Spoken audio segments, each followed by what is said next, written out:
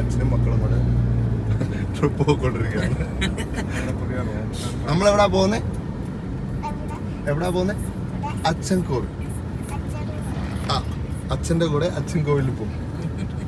ആ പ്രാസ ഒപ്പിച്ച് പറയണം. അവിടെയാണ് നമ്മളെ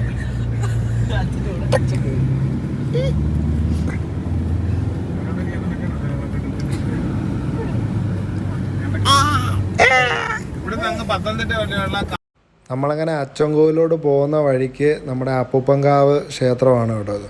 ഇവിടെ നമ്മൾ കയറിയില്ല, കാരണം വേറൊന്നുമല്ല, നമ്മൾ രാവിലെ ചില നോൺ വെജൊക്കെ കഴിച്ചിട്ടായിരുന്നു ഇറങ്ങിയത്. അപ്പം നോൺ വെജൊക്കെ കഴിച്ചിട്ട് നമ്മൾ ക്ഷേത്രത്തിൽ കയറുന്നത് തെറ്റല്ലേ, അതുകൊണ്ട് നമ്മളവിടെ കയറിയില്ല. ഇതിനിടയ്ക്ക് നമ്മൾ ചെറുതായിട്ട് വണ്ടി ഒന്ന് മാറിയായിരുന്നു കേട്ടോ. നമ്മുടെ പഴയ ഫോർച്യൂണറിൽ നിന്ന് പുതിയ ന്യൂ ഷേപ്പ് ഫോർച്യൂണറിലേക്കൊന്ന് കയറിയായിരുന്നു. അങ്ങനെ നമ്മൾ ഇതിൻ്റെ കുറച്ച് ഫോട്ടോസും വീഡിയോസും ഒക്കെ എടുക്കണമല്ലോ, അതുകൊണ്ട് ഇവിടെ അപ്പൂപ്പൻകാവ് കഴിഞ്ഞ് കഴിയുമ്പോൾ ഒരു പാലമുണ്ട്, മറ്റേ അച്ചൻകോവിൽ ആറിന് കുറുകെയുള്ളൊരു പാലമുണ്ട്. ഭയങ്കര ബ്യൂട്ടിഫുള്ളായിട്ടുള്ളൊരു കിടിലൻ സ്ഥലമാണ് കേട്ടോ. നമ്മൾ ഈ റൂട്ട് പോവുകയാണെന്നുണ്ടെങ്കിൽ നമുക്ക് കാണാൻ പറ്റുന്നൊരു സ്ഥലമാണ്, നല്ല രസമുള്ള സ്ഥലമാണ്. ഇതിലെ ബസ് റൂട്ടൊക്കെ ഉണ്ട് കേട്ടോ. ഇതിലെ പ്രൈവറ്റ് ബസ്സൊക്കെ പോകുന്ന കാണാം. പിന്നെ അതേപോലെ തന്നെ പാലത്തിനടിയിൽ ഇഷ്ടംപോലെ മറ്റേ ബട്ടർഫ്ലൈസ്, അത് യെല്ലോ കളറിൽ കുറേ ഉണ്ടായിരുന്നു. അപ്പം നമ്മൾ വീഡിയോ എടുത്തുകൊണ്ടിരിക്കുന്നതിനിടയിൽ കണ്ടതാണ്. പിന്നെ അപ്പുറത്ത് എന്തൊക്കെയോ റൗണ്ടായിട്ട് ഈ വെള്ളത്തിനകത്ത് മുങ്ങിപ്പോയ എന്തോ സാധനമൊക്കെ ഉണ്ട്. ഇതെന്താണെന്ന് എനിക്കങ്ങോട്ട് മനസ്സിലായിട്ടില്ല. അത് കഴിഞ്ഞ് നമ്മൾ അവിടുന്ന് വീണ്ടും യാത്ര തിരിച്ചപ്പോൾ മനുച്ചേട്ടനും സുധീഷും കൂടെ നമ്മുടെ വണ്ടിയുടെ വീഡിയോ എടുക്കാൻ വേണ്ടിയിട്ടുള്ള തത്രപ്പാടിലാണ്. ഇവർ കാട്ടിനകത്തൊക്കെ ഇറങ്ങി നിന്നിട്ടുള്ള പരിപാടിയാണ് കേട്ടോ. അത് കഴിഞ്ഞ് നമ്മൾ വീണ്ടും മുന്നോട്ട് പോകുമ്പോഴത്തേന് നമുക്ക് കാണാം സുധീഷ് കാട്ടിനകത്ത് നിന്ന് അതിവിദഗ്ധമായിട്ടുള്ള വീഡിയോ എടുക്കുന്നത്. സൂക്ഷിച്ച് നോക്കിയാൽ കാണാൻ പറ്റും കേട്ടോ. നമ്മൾ ദാണ്ട് ആ മരത്തിൻ്റെ പുറകിൽ നിന്ന് അതിനെന്തോ അതിവിദഗ്ധമായിട്ടുള്ള വീഡിയോ എടുപ്പാണ്. സംഭവം കിട്ടുന്നുണ്ടോ ഇല്ലയോ ഒന്നും അറിയത്തില്ല, എന്നാലും എന്തൊക്കെയോ എടുക്കുന്നുണ്ട്. ഇനി അങ്ങോട്ട് ശരിക്കും പറഞ്ഞാൽ കേരളത്തിലെ തന്നെ ഏറ്റവും ഡേഞ്ചറസായ വനമേഖല എന്നൊക്കെയാണ് പറയപ്പെടുന്നത്.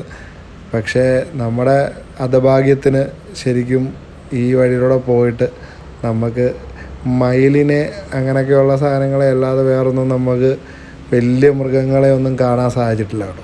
പക്ഷേ ഭയങ്കര ഒരു ഫോറസ്റ്റാണ്. ഫുള്ള് നല്ല പച്ചപ്പൊക്കെ നിറഞ്ഞ് സൈഡിൽ കൂടെ മറ്റേ അച്ചൻകോവിൽ ആറ്, ഈ സൈഡിലൊക്കെയാണ് സാധാരണ ആനയും അങ്ങനെയുള്ള സാധനങ്ങളൊക്കെ വന്ന് നിൽക്കുന്നത്. അതുകൊണ്ടാണ് ഞാൻ അവിടെ വീഡിയോ എടുത്ത് നോക്കിയത് കേട്ടോ. പക്ഷേ അവിടെ നിന്നും കണ്ടില്ല. നമ്മൾ ഇതിന് മുമ്പ് പോയപ്പം കാട്ടുപോത്തിനെയൊക്കെ കണ്ടായിരുന്നു. മുതലാളിയും ഫാമിലിയും പുറകെ തന്നെ ഉണ്ട്. അപ്പോൾ നമ്മൾ അവരെ ഇടയ്ക്കിടയ്ക്ക് നോക്കണമല്ലോ. പിന്നെ ഫുള്ള് തേക്കുമരവും അങ്ങനെയുള്ള മരങ്ങളൊക്കെ കേട്ടോ. അങ്ങനെ നമ്മൾ ഇടയ്ക്കൊന്ന് സ്റ്റോപ്പ് ചെയ്തപ്പോൾ കണ്ടതാണ് ഈ പ്ലാവയിലൊക്കെ മയിൽ ഇത്രയും ഹൈറ്റിലൊക്കെ കയറിയിരിക്കുന്നത് ഞാൻ ആദ്യമായിട്ടാണ് കാണുന്നത് കേട്ടോ. സാധാരണ താഴെയൊക്കെയാണ് ഞാൻ കാണാറുള്ളത്. ഈ പ്ലാവിൻ്റെ മുകളിൽ കണ്ട് നമ്മളിവിടെ ലൈറ്റായിട്ട് ഫുഡൊക്കെ കഴിച്ചിട്ട് ഇവിടുന്ന് ഇത് കണ്ടോ, ഇതൊരു പ്രത്യേകതരം പൂവല്ലേ, നല്ല മണമുള്ളൊരു പൂവായിരുന്നു കേട്ടോ. അതിലൊരെണ്ണം പറിച്ച് നമ്മൾ വീണ്ടും യാത്ര മുന്നോട്ട് തുടങ്ങി. ഫുള്ള് താഴെ മുകളിലും എല്ലാം കാടാണ്. കാടിനകത്തൂടെ കറക്റ്റ് ശരിക്കും പറഞ്ഞാൽ നമ്മളൊരു ഓഫ് റോഡ് സെറ്റപ്പിലാണ് പോയിക്കൊണ്ടിരിക്കുന്നത്.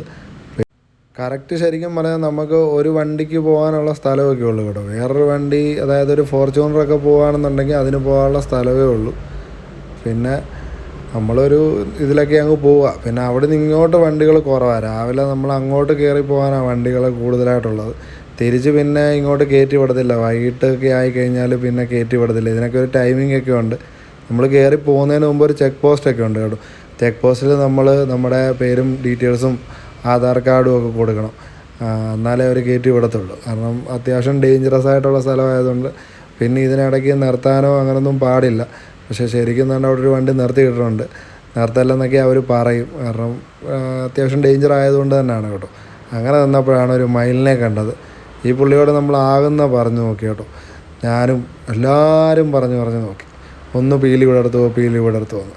പുള്ളിക്ക് യാതൊരുവിധ താല്പര്യമില്ല, പീലി വിടർത്തത്തില്ലെന്നും പറഞ്ഞ് നിൽക്കുന്നത്. നമ്മൾ കഴിഞ്ഞ ദിവസം ഒരു വീഡിയോ കണ്ടായിരുന്നു, റീല് കണ്ടായിരുന്നു. അപ്പോൾ അതിനകത്ത് 2-3 പെൺപിള്ളേർ പറയുമ്പോഴത്തേന് പീലി വിടർത്തുന്നുണ്ട്. അല്ലെങ്കിൽ ഈ പൊതുവേ ആൺപിള്ളേരൊക്കെ അങ്ങനെ തന്നെയല്ലേ, ആണുങ്ങളുമായിട്ട് സംസാരിച്ച് കഴിയുമ്പോൾ ചില ജാടയുണ്ടല്ലോ.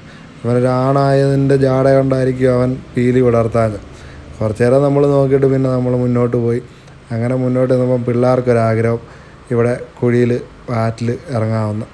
അങ്ങനെ ആറിലിറങ്ങി നമ്മൾ കാലൊക്കെ ഒന്ന് നനച്ച്, പിന്നെ അട്ടയുണ്ടോ എന്ന് ചെറിയൊരു പേടി ഉണ്ടായിരുന്നു. ഈ ബ്ലഡ് കുടിക്കുന്ന അട്ടയുണ്ടല്ലോ, അതുണ്ടോ എന്നൊരു പേടി ഉണ്ടായിരുന്നു. പക്ഷേ ഒന്നും ഇല്ലായിരുന്നു കേട്ടോ, വലിയ സീനൊന്നും കിട്ടിയില്ല നമുക്ക്. അങ്ങനെ നിന്നു. നമ്മൾ പിന്നെ വണ്ടി മാറിയായിരുന്നു കേട്ടോ, ഞങ്ങളെ വഴിക്കിറക്കിയിട്ട് അവരങ്ങ് പോയായിരുന്നു. പിന്നെ നമ്മൾ ഒറ്റയ്ക്ക് നമ്മുടെ മുതലാളിയുടെ ഫോർച്യൂണറിലോട്ട് ഞങ്ങൾ കയറി. അങ്ങനെ മുതലാളിയുടെ ഫോർച്യൂണറിലാണ് പിന്നിനിയുള്ള യാത്ര. നമ്മൾ നേരെ തെങ്കാശിക്കാണ് പോകാൻ ഉദ്ദേശിക്കുന്നത്. അപ്പം മുതലാളി അതിനിടയ്ക്ക് വണ്ടിയുടെ ബാക്കിലത്തെ വൈപ്പറൊക്കെ ചെക്ക് ചെയ്യുന്നുണ്ട്.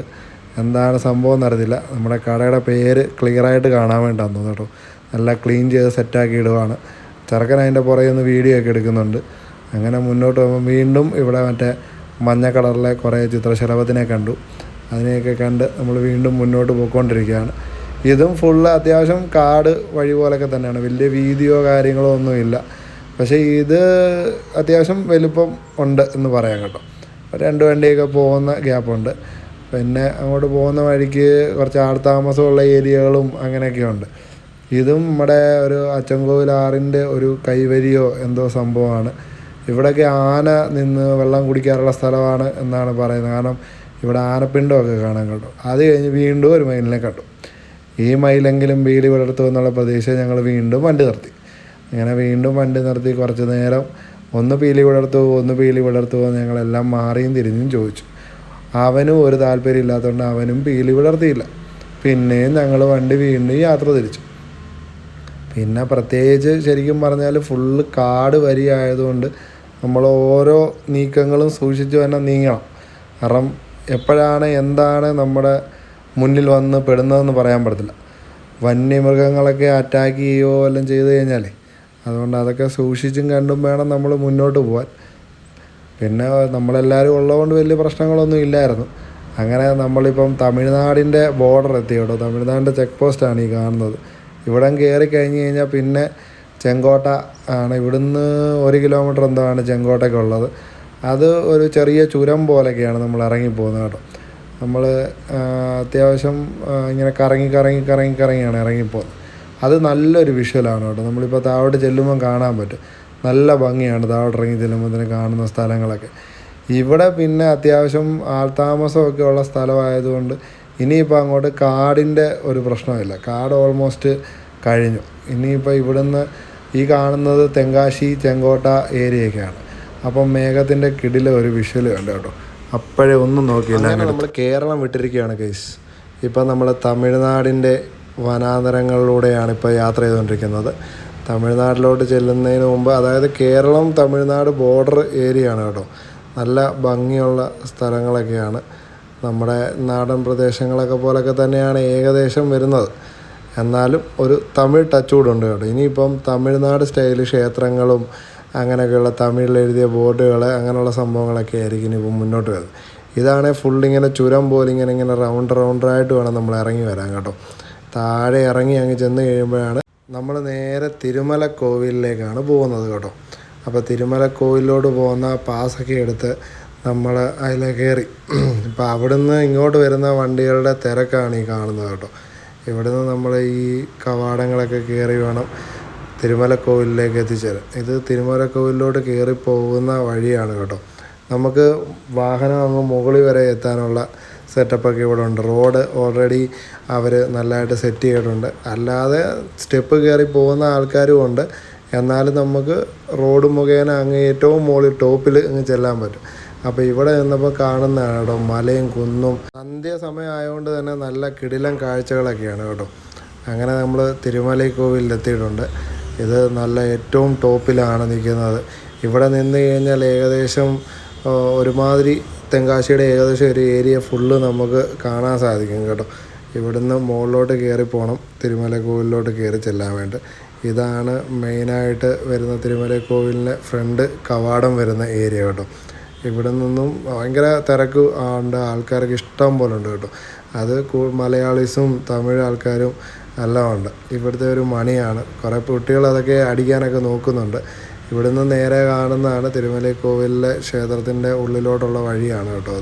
ഇതുപോലെ തന്നെ ഈ ഒരു കുളം ഇത്രയും ടോപ്പിൽ ഇതിൻ്റെ മുകളിൽ എങ്ങനെ ഈ കുളത്തിൽ ഇത്രയും വെള്ളം കിടക്കുന്നു എന്ന് എനിക്ക് ഒട്ടും മനസ്സിലാകുന്നില്ല. കാരണം പകൽ സമയത്തൊക്കെ നല്ല ചൂടായിരിക്കും കേട്ടോ. അന്യായം.